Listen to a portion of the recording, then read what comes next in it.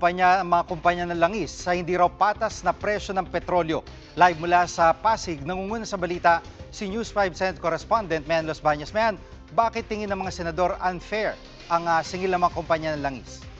Oo, G, unfair daw talaga kasi ura-urada naman daw na nagtaas ng presyo ng produktong petrolyo itong mga kumpanya ng langis nung sumiklab yung gera sa Middle East. Ang tanong ng mga senador, bakit mataas agad yung presyo nila samantalang ang binibenta nila ay old inventory o old stock nila na nabili nila, Jiggy, sa dating presyo na mas mura at hindi yung ngayong presyo na mas mahal. Narito yung bahagi ng pahayag ng mga senador kaugnay niyan.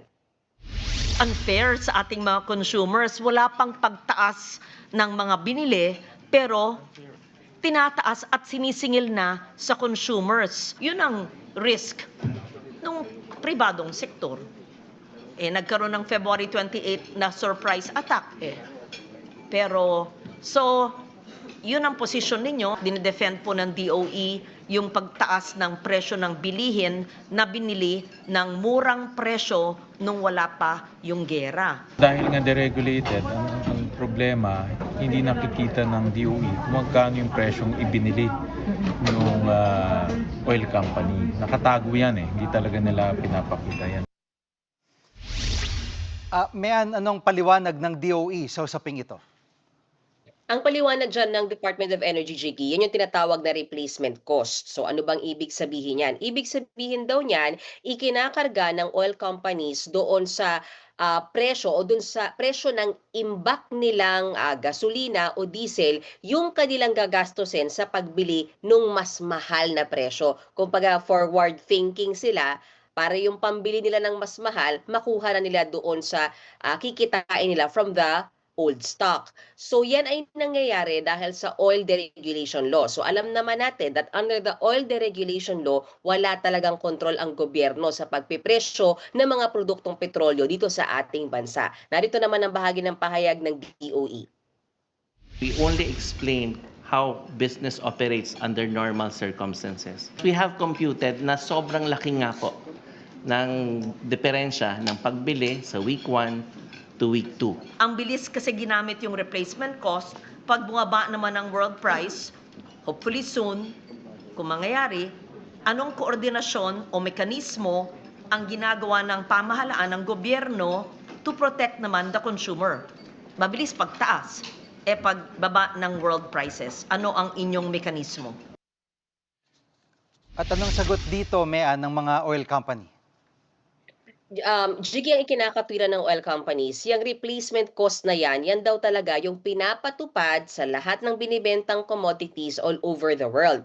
Kasi una, oras daw na hindi sila agad magtaas ng presyo sa pagkakataong alam nilang sisipa ang presyo ng produktong petrolyo. Una, baka maubusan sila ng supply. Kasi syempre, Jiggy, bibili yung mga consumers doon sa hindi nagtaas sa presyo o doon sa mas mura.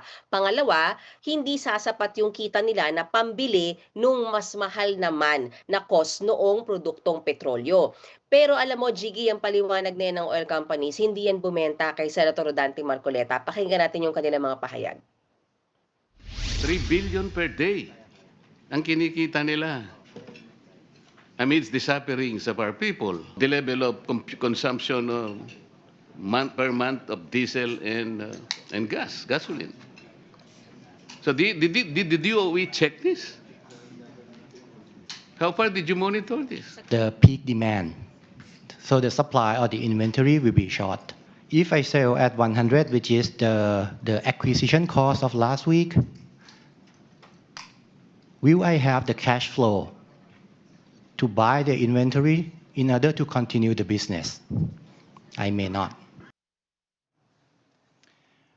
At Mean, dun sa issue na o usapin ng pag-amyenda dito sa oil deregulation law para makita nila kung sinasabi nilang di nila nakikita kung magkano binili at magkano talaga yung pagpoproseso nito, ano bang stand dito ng mga senador?